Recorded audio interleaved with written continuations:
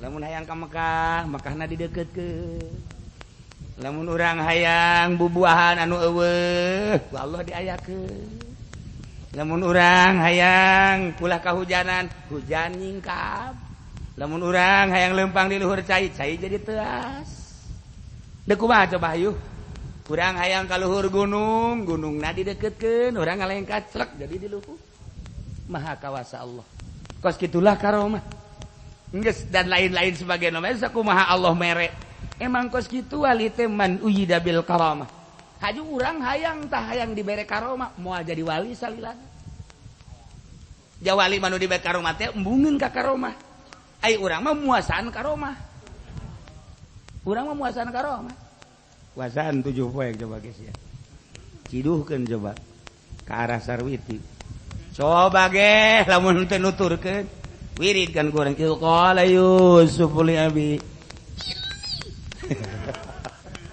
bener langsung datang wih aing berkaromah aing karomah teh istidraj urang nyaritakeun tentang wali resep sebab urangna lain wali geus nyaritakeun wali teh aneh nyaritakeun nu aneh-aneh urang kan resep lamun urang nyaritakeun papada urang kos kieu teh resep tapi lamun urang nyaritakeun artis resep ketika orang nyaritakeun pakaian anu model kos urang kieu teh resep biasa bae teh aneh tapi lamun urang neungeuleuh urang barat make kutang doang make sempak urang resep sebab aneh jadi urang di dan kitu ngaranna dibere watek resep neuleun nu aneh-aneh resep neuleun nu aneh-aneh di HP ge nu dideuleuh nu aneh di HP dideuleuh aneh-aneh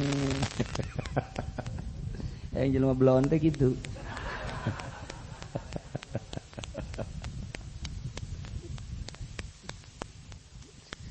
urang ibadah ke Allah tergantung kumaha ngajauhanana kasalian Allah masya Allah urang ngajauhan masya Allah 50% Allahna 50% urang ngajauhan ka masya Allah nangan bisa 20% 20% ngajauhan 80% loba di urang atuh Allahna ngan 20% urang ngajauhanana 80% gusa ngajauhan Allah teh 80% di urang urang lamun bisa ngajauhan total 100% atuh total Allahna aya di urang 100% maksudna rasa kedekatan urang jeung Allah rasa urang neuleuh ka Allah rasa urang didengekeun atawa ngadengekeun atawa didengekeun atawa ngadenge asa neuleuh bae heulanan hiji asa neuleuh ka Allah atawa asa dideuleukeun nah eta teh perasaan eta tergantung kumaha kadeuketan urang jeung Allah cara ngadeuketan urang ka Allah kumaha ngajauhan urang kana masih Allah eta bae konsepna sedengkeun jelema anu ngadeuketan ka Allah yakna ngajauhan tina masih Allah bakal boga hal tingkah jadi kabeh ge aya hal urang kadeuleu salirikan bae ge jelema deuk ka Allah teh kadeuleu urang jauh jeung kiai nu aya di Jawa Timur ketika urang ngadenge kiai anu sakali dua kali tilu kali kadenge ku urang tek eta teh kanyahoan ku urang dekeutna nyana ka Allah jeung henteuna tina denge batin urang sebab naon aya masyiwallahan jeung eueuh sabaraha persen masyiwallahna bakal katara ku ahlina seperti kos gitulah dunia pergaiban maksudna gaib dina masalah peribadahan ka Gusti Allah nah urang bae heulanan urang ye aya urang nu mantak teu ngeunaheun bae ibadah kalau loba nu lain Allahan milu loba nu lain Allahan milu orang seetik atuh coba seetik sausaha da mah urang ngan usaha sorangan hese tetep kudu aya bimbingan guru mursyid ngaranna sebab teu nyaho kasalahan urang di mana eueuh anu memperhatikeun asa bener bae urang lamun sorangan bae deuk ka Yogyakarta asa bener bae urang ternyata ka Lampung lantaran urang teu boga guru Atawa urang mawa kar bae gar, JPS atau JPC. JPC. Atau PJS. Lah tuh ngomong jeung nu bodoh ieu. Tuh, aing mah asa salah ja. Tak, bawa ke orang Karta, Jogja. Bisa 3 jalan. Jalan kidul, jalan tengah, jalan kaler. Kayak gitu baheulana. Jadi ke Yogyakarta lewat kaler cepet. Oh, lewat kuari ke Bandung. Oh, kudu ke Banjar heula terus kadinya tak ke mana lewat Banjar teh kadinya gina. Oh, kan lain pohon teh asa tuh. Tasik keneh bae. Oh, bisa lewat tengah ka dieu set. Dideuleu urang asal urang dek menggol neuleuh. Oh ya kiri. Kiri aya di Yogyakarta. Petunjuk kanan. Dideuleu deui ku. Oh, kayak petunjuk di kiri deui. Ternyata orang bulat bilut. Timimiti jalan tengah haju ka kaler, haju ka tengah haju ka kidul, haju ka tengah deui teu datang-datang. Teu datang-datang. Pancena ndek jalan itu naon kitu utara. Nah, tapi kan aya di tengah, tapi kadang-kadang aya di itu teu datang-datang. Sebab urangna henteu guguru. Neuleuh bae, ongkos urang nasaub neuleuh kitab bae. Atuh teu jadi-jadi. Teu jadi-jadi neuleuhan kitab, emang kita bisa nuduhkeun moal bisa.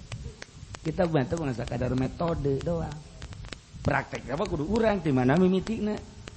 Nah, eta kos ka Jogja, akhirnya jalan kabeh dilalui gunyana. Aja ngomong jeung nu teu nyaho mah. Ngomong jeung nu teu nyaho. Urang kuari di ka Jogja ya. Tapi urang hayang jarah ka Biblut bisa cek mah. Ka Biblut itu mah di Pakalongan. Emang mun di Jogja ti dieu kan ka mana? Jalan Bandung. Aju ka mana? Aju ka Pekalongan. Di Pekalongan dekat Jogja. Puyeng. Ngobrol jeung nu nyaho puyeng. Engke eta make eta jalan utara apa jalan selatan apa jalan kidul. Lah pokoknya mah penting datang. Itu jelas. Itu jelas. Puyeng aing kadangnya kos kitu tah. Teu cara nu nyaho teh. Di kawan deui? Jogja. Di jalan mana? Jalan anu. Atung ke lamun ditu meng ulah eta mah ka ditu mungkin ngalah jam tengah ulah kiri bae geus terus. Jadi nutur-nutur eta bae pantai. Engke hese-hese bat ngagejebur ka pantai. Datang. Ya ieu keur carita ngobrol jalan bae ge ngobrol jalan. Nu nyaho jeung nu teu nyaho beda. Kula lamun kuari duaan ka Jakarta jeung Haji Pendi cadu aing mah embung. Embung we kajian kuku mah ge. Moal bisa balik aing. Embung, ceknya kajian nyana sering ka Jakarta teu hayang.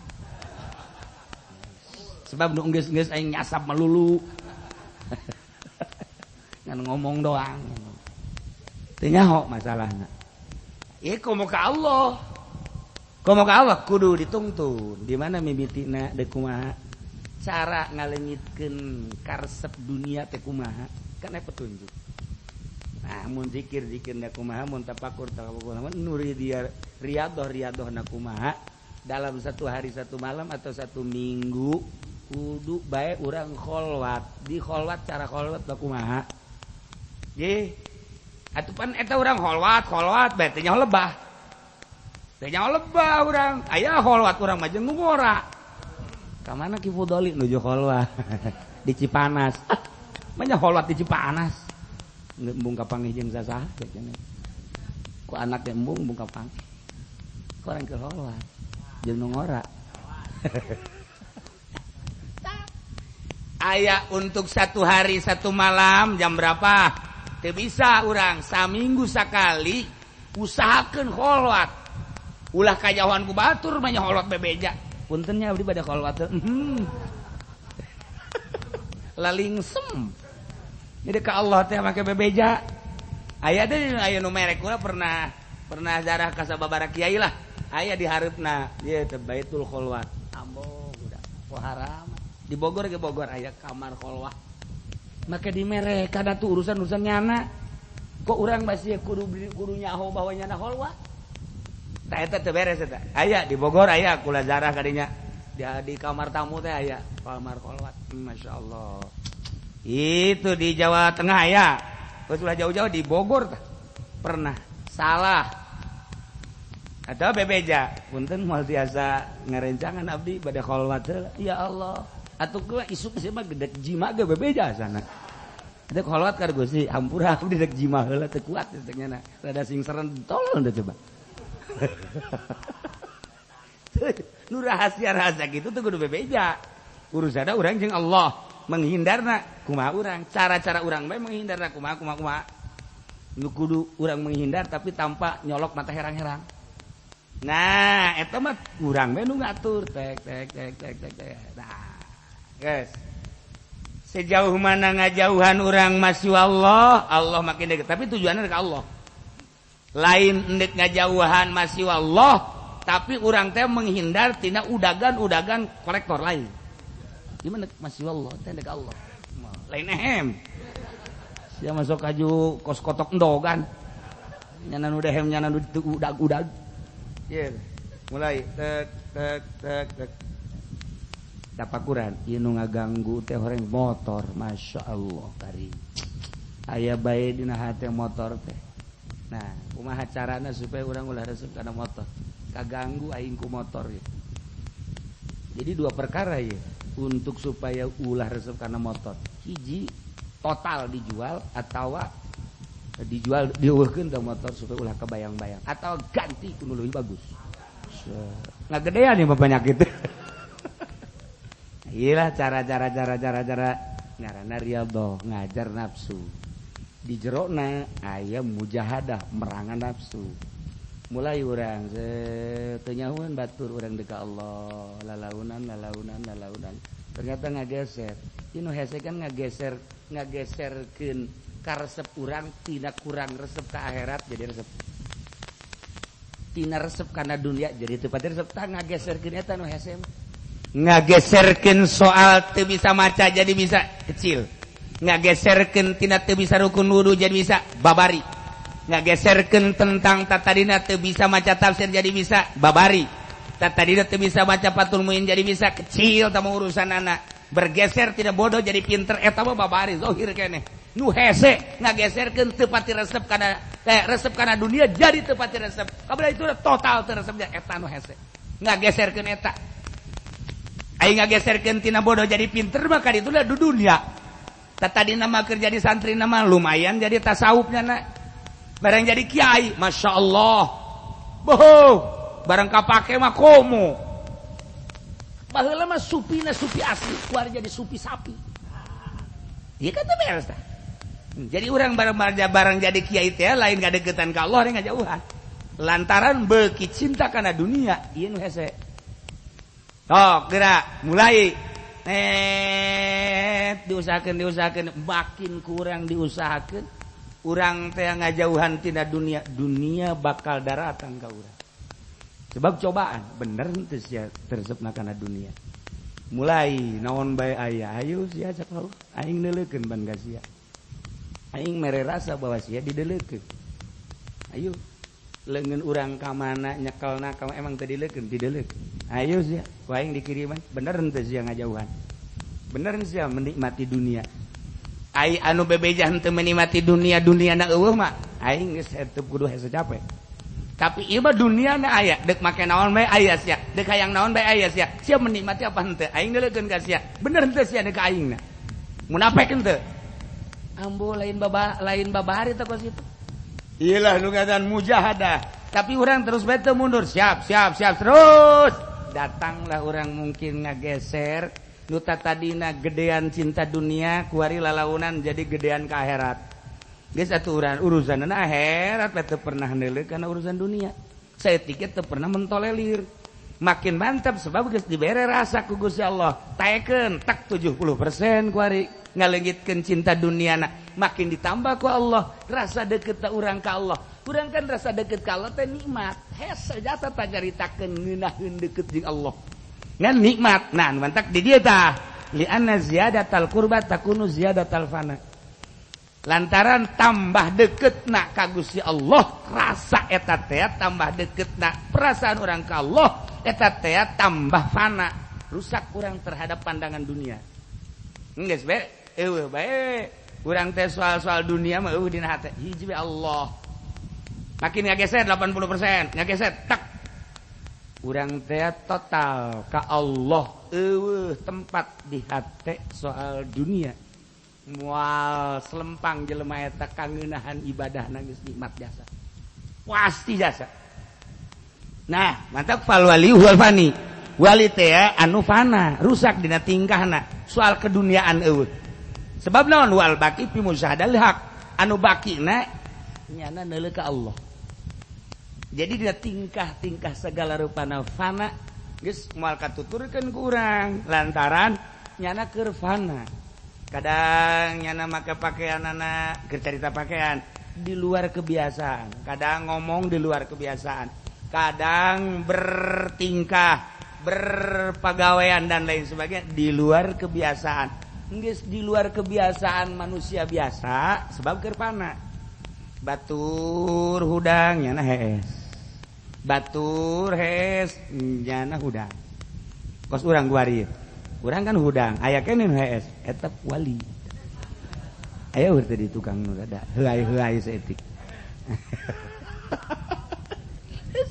eta kok kitu sebab nu bakina fi musyahadatil haq musyahadatil haq keur jeung Allah geus engke lantaran jana keur jeung Allah bae naon bae nu kadeuleu Allah rarasaan jana naon nu kadenge Allah geus suara-suara geus suara-suara engke ge teu kaharti ku urang sebab nyana merenungkeun suara kadengena teh aya suara anu lain daripada nu kadenge ku urang dedeleuannya lain daripada nu kadeuleu ku urang ku Allah dibere kitu bae sebab nyana keur jeung Allah geus eta suara-suara nu kurang kadengena ieu kunyana mah lain dedeleuan nu kurang ieu kunyana mah lain sebab nyana keur musyahadatil haq jadi walam yakun lahu an nafsi ikhtiar atuh teh aya ikhtiar jana mah dicabut ku Allah ikhtiarna nah urang lamun nyaritakeun wahdatul wujud da kan teu meunang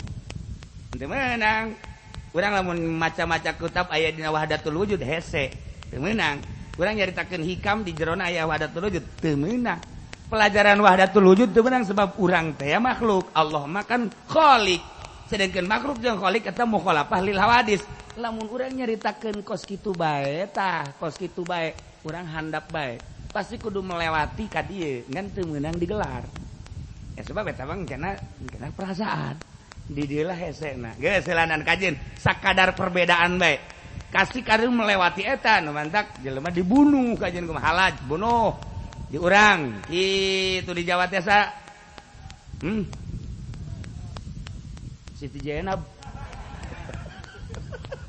Siti Jenar bunuh dan lain-lain sebagainya anu teu kontrol padahal perasaan wali mah kabeh hampir kitu mal teu bisa wal teu kitu kajeun ku kumaha gitu sebab naon atupan perasaan Allah aya di diri urang deuk kumaha tuh jadi ngahiji teh lain Allah ujung urang jadi aya cahaya Allah aya di urang nu urang teh leungit eleh ku cahaya Allah atuh nu aya kan Allah sedangkeun nu kadeuleu ku urang kabehna nyanana aya jadi sedangkeun nyana teu perasaan nyana aya ngomong kumaha sih tah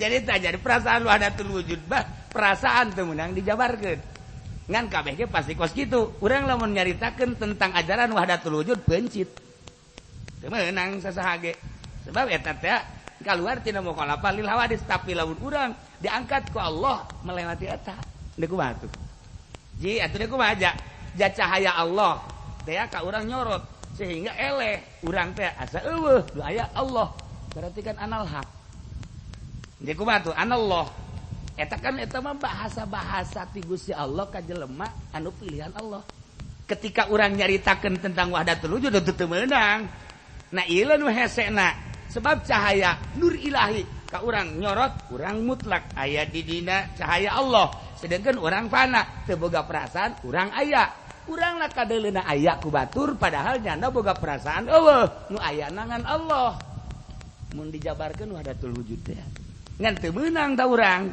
nah kuari wala lahu ma'ahadin geus sakitu behelanan gairi la qararun teu aya babarangan jeung sahabat salian Allah teh nyana jeung Allah doa jadi gak hiji jeung Allah atuh kan balik di kadinya wa huwa man uyida bil karomah nyana teh anu dikuatan ku karomah sebab nyana pilihan Allah diberelah kemuliaan-kemuliaan karomah ngaranna di antarana lamun hayang ka Mekah Mekahna dideukeutkeun lamun urang hayang bubuahan anu eueuh ku Allah diayakeun lamun urang hayang ulah kahujanan hujan nyingkap lamun urang hayang leumpang di luhur cai jadi teas deuk kumaha coba hayu urang hayang ka luhur gunungna dideukeutkeun urang ngaleng kacrek jadi di luhur maha kawasa Allah kos kitulah karomah geus dan lain-lain sebagainya sakumaha Allah mere emang kos kitu wali teh man uyida bil karamah haju urang hayang tah hayang dibere karomah moal jadi wali salilana jawali manu dibere karomah teh embungeun ka karomah ai urang mah muasaan karomah urang mah muasaan karomah puasaan 7 poe coba geus ya ciduhkeun coba ka arah Sarwiti coba ge lamun teu nuturkeun wirid kan kurang kieu qala Yusuf li abi bener langsung datang wih aing berkaromah aing karomah teh istidraj nah jelema nu hayang ka Allah diberelah ku Allah karomah sebab tanda Allah milih ka nyanana tetep bae embungeun nyana embungeun Allah mere bae berarti mere kaleuwihan ka hiji jelema saat nyana embung Kangjeng di luhur gunung apakah hayangeun Kangjeng kadatangan Jibril teu aya jol Jibril Kangjeng keur teu huyal-hayal hendak diberangkatkeun minal Masjidil Haram ilal Masjidil Aqsa jol bae dibawa dibelek dikumbah ditutupkeun deui terus dibaasuh ditaekeun ka buruk apakah Kangjeng Nabi hayang teu berangkat set datang ka Masjidil Aqsa apakah Kangjeng Nabi hayang teu hayang Allah nu mika hayang selalu kos kitu bae Kangjeng Nabi kitu Musa diudak ku Firaun datanglah ka Laut Merah teu boga kahayang kukumangan bebeja bae ka Gusti Allah ieu kumaha Gusti lamun sampekeun ka terwag datang ieu musuh atuh kami mah teu daya teu upaya nyangakeun sadaya ka Gusti apakah hayang Kangjeng Nabi Musa eta laut beulah henteu ngan diparentah ku Allah sok ketrukeun ka dinya kana laut beulah apa hayang teu hayang Allah mere saat manusia teu hayang mata kurang ulah hayang karena dunia kege aya ieu gitu hayang-hayang bagi jauh cenah kiai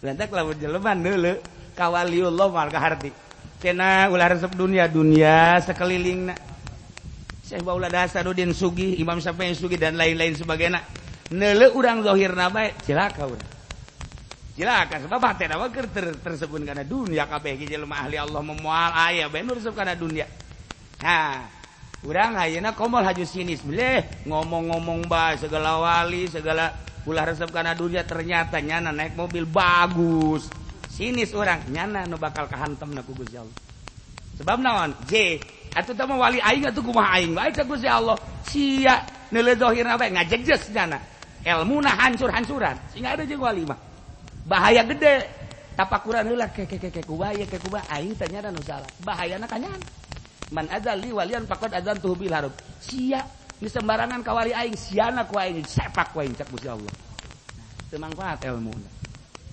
ieu hese ka wali mah geus bae urang mah atuh asal aya jelema kudu sieun bisi wali Allah gitu bae geus bisi aya haji pendek aing moal naon ka nyana bisi wali Allah gitu bae geus hormat bae hormat atuh geus ke sababaraha kali talian. Tah mah inget ka Haji Rosidi deui bae. Atuh dongeng Haji Rosidi mah ka kamari keur umroh bulan puasa. Ah, bulan puasa teh bae. Aya nu menta-menta, ini mah malaikat kali ini. Sebab kiai juga nukerin uang ke real buat sedekah. Nurutan jana. Wali malaikat kali bere punya. Isuk aya deui Noel deui. Ini nih malaikat bere deui ujana gede mangkon diberena katilu kali ini mah bukan malaikat kali dia lagi ini mah orang ini mah pacar malaikat udah gak gua nggak kasih lah ganti maksudnya pindah eta deui orang India Nah tulis sembarangan.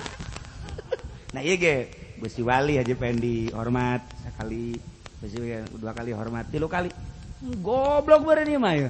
Udah kudu asupkeun ka sumur bor ieu mah. Nah iyalah ya dibere karomah embungeun walina. Wagoy ya baanha gaib tina karamat teu hayangnya nama. Naon sebabna? Li'annahu yara ma la yarawna. Lantaran nyana neuleuh kana naon nu teu kadeuleuh ku urang. Nyana boga dedeuleuan nu teu kadeuleuh ku urang. Nu mantak nyana teger ge zikir berjam-jam boga perasaan nu beda jeung urang. Nu mantak nyana salat deui ge boga perasaan nu beda jeung urang. Nu mantak nyana hajun teu tunduh ge boga perasaan anu lain deui jeung urang. Berarti nyana boga dedeuleuan jeung dedengean nu teu pernah kadeuleuh jeung kadenge ke urang. Ngan eta mah nu kos kitu mah hese dijabarkeunana. Hanya Allah lah mereka hamba-hambana anu dikasihi ku Gusti Allah. Sebab naon? Nyanana selalu nyumput-nyumput sebab wa ana ifsasir rubiya kufrun. Jadi ngamasurkeun rahasia sifat kapangeranan kufur nikmat. Ja sebenarnya mah urang dibere karomah ieu. Ngan teu karasakan ku urang. Kuari ge ieu urang bisa ngaji ka dieu urang teh kan dibere taufik ku Gusti Allah. Karomah panggedena adalah dibere taufik. Ieu ente ngaji ka dieu teh karomah. Jadi urang salat, Allahu Akbar, batur teu dibere bisa salat. Urang bisa. Urang teh salat kadeulina makan urang dah. Allahu Akbar padahal makan dengan Allah.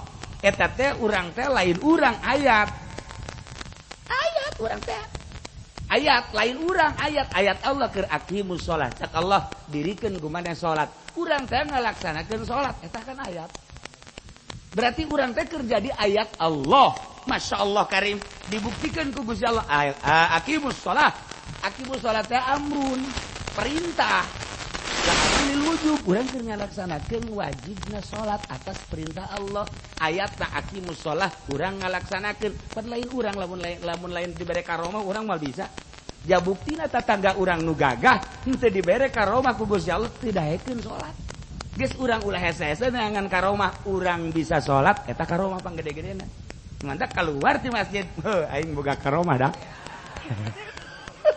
aing wali geus dihapus deui bae karomah nu teu karasa mantak engke di akhirat jelema nu salat anu nuturkeun perintah-perintah Allah walaupun henteu setahap jeung wali tetep kan salamet lantaran naon nyana teh ayat sebenarnya eta kan buktikeun ayat urang kuari henteu zina padahal urang lamun zina aja bisa nu mantak bisa awawena loba urangna atuh sehat kemudian duitna aya endek nu lillahi taala loba nu meuli loba nek lillahi ta'ala nyana rangda misalnya ka urang aduh cenah geus kebal jasa mah kula mah ridho ikhlas sakana berarti kan ayat tapi urang kan wala taqrabuz zina ayat masyaallah embung boro-boro zina deukeut ge embung urang keur embungan zina nurut ka Allah tapi nurut ka perintah Allah urang teh keur jadi ayat lamun urang keur jadi ayat berarti urang keur jadi khitab Allah kahitoban ku Gusti Allah berarti eta teh kan sifat jeung mausuf teh kan ngahiji moal kaluar sifat jeung mausuf mun dijerokeun urang teh zina atas nurut ka perintah Allah dengan ayat wala taqrabuz zina urang teh keur aya di jero ayat wala taqrabuz zina atuh teu ka surga kumaha wah wala ka amin sia mah uman amin bae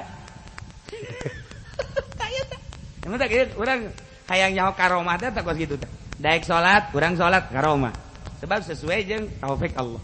Urang kuari ngaji ieu karomah. Ye, badak daek gaji kos kieu teh ieu wali.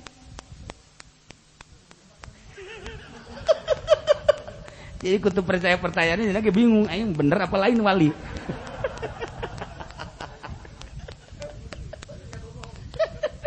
Lah iyalah ya wa huwa man uyida bil karomah wa ghayaba anha li'annahu yara malai aya dedelan nu teu kadeuleuh ku urang mantak nyana betah sanajan sorangan bae betah boga dedeuleuan nu teu kadeuleuh ku batur boga dedengean nu teu kadenge ku batur atuh betah nyana sebab nyana musyahadatul haq di jerona keur jeung Allah jadi di batur sare ret jam hiji nyana justru hudang zahirna mungkin model Habib Lutfi ngarokok kieu zahir ngarokok nya ngopi nyana ngarokok Terus bae kieu datang ke jam 2, jam 3, datang ke jam 4 ngarokok, tahajud henteu.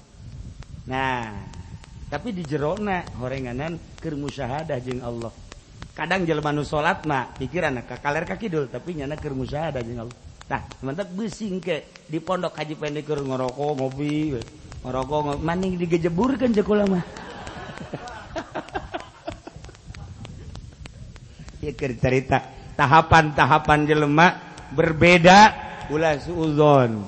Sebab aya anu musyahadah, geus musyahadah tanpa kadeuleuk urang maca Quran, zikir, kemudian salat henteu, renungan-renungan horeng keur mukallamah jeung Allah. Keur ngobrol jeung Allah, hanya nyanalah nu ngarasakeun. Urang asa dikajauhkeun ku Allah. Nu mantak asa dikajauhkeun ku Allah, atupan Allah na deukeut, wa nu aqrabu ilaihi min hablil warid. Deket berarti aya di urang ya Allah teh. Ji, wa nu aqrab aing leuwih deket tibatan urat beuheung sia cek ku si Allah. Geus atuh sia naon ge aing nyaho bae. Atuh neuk teu kumaha atuh nyaho aja sia gerak sia genang aing. Cicing sia genang aing. Urang teh dipaskeun perasaan urang kadinya melalui tafakur. Tak mun cara jarum mah jeung frekuensina pas. Nomor 120. Tet Alabama. Pas tak atuh nyambung. Urang ge dipaskeun di Allah. Perasaan urang teh amun Allah deket atuh aya di diri urang, lain Allah na aya di diri urang. Cahaya Allah nyorot ka urang, aing isi. Atuh deuk kumaha teh nyahona jagrak urang teh nangieun Allah, kicep urang nang. Urang mulai isin anu luar biasa. Perasaan eta haju ku Allah dibere. Tatadina kurang diriadohan jeung dimujahadahan ku hari mah perasaan eta dibere. Jadi lamun urang dibere perasaan mah kan hese nyaritakeun perasaan mah. Tek asa aya. Allah teh asa gede di jero awak urang dibanding jeung nu lain-lain, bahkan nu lain eueuh. Jadi geus aya bae teh di dieu teh. Set Allah. Atuh geus kulantaran urang bareng jeung Allah sedengkeun Allah teh Maha Khaliq. Nah naon ge ditembong-tembongkeun kan ku Allah. Ya kieu ngan urang teu meunang ku Gusti Allah. Teu meunang ngabejaan teu meunang. Geus khusus urang bae jeung Allah. Nah, bahkan tubak-tebak teu meunang sama sakali. Teu meunang. Ana ifsa asiri rububiyah kufrun teu meunang. Nyana nyahoeun teu meunang. Geus henteu. Kajian disebut bodoh indah daripada dipajar ku batur teh nyahoan jasa. Padahal geus dibere nyawa ku Allah. Ngan geus henteu. Ketika nanaon ge kitu bae set hayang nyaho ye kumaha hayang nyaho keur hayang nyaho mah teu dibere ku Allah. Ketika lepas ka Gusti Allah dibere. Ketika urang hayang husu teu dihusukeun ku Allah. Ketika urang lepas ka Allah dibere husu. Eta mah pamere Allah nu kos kitu mah teu bisa dihayal. Dibere bae sorangan tek. Ieulah karomah ngaranna. Ieulah karomah man uyida bil karomah. Jadi lamun nyaritakeun karomah moal aya anggeus sebab per detik per menit per jam. Wali Allah selalu dibere karomah kan kunyana disumput. Nu tembongkeun mah eta mah hanya sababaraha persen. Karomah anu asli nama nu ku Allah dibere perasaan neuleuh nu batur teu bisa. Denge nu batur teu bisa dan lain-lain sebagainya. Nyana capeun naon gitu karena nutupan eta teh capek. Set. Mementak kadang-kadang leng kamana. Pajarna mah lelempangan padahal kerutupan embung nganyaon kadang-kadang hees maksudna batur salat nyana hees bae geus teruskeun Gusti aing mah moal salat nikung metungtung nama. Nah iyalah carita urusan wali seperti kos gitu. Qala fil mirsad wallahu a'lam.